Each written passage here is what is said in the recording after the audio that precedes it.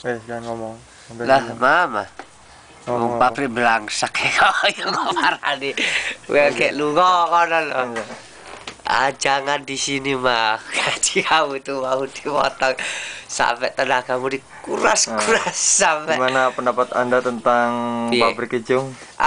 Sebenarnya saya itu ya menyesal tapi suruh ke sini lagi ya bagaimana? Mah bingung juga. Kenapa Anda menyesal tapi Anda kuat sampai 3 tahun? Dulu nggak seperti gini mah. Seperti sekarang kan pimpinannya diperalihkan si Dery Jolodat tuh. Dulu kan si Kuntet kan masih enak punya rasa Iya. hati. Katanya Anda dijuluki di pabrik Kijung sebagai macan Kijung Wahab. Gimana pendapat Anda? Yang siapa? Saya. Iya. Oh, ya itu terserah dia yang ngomong. Kalau aku kan biasa. Oh, gitu. Iyalah. Oh. Anda sudah mendapat apa?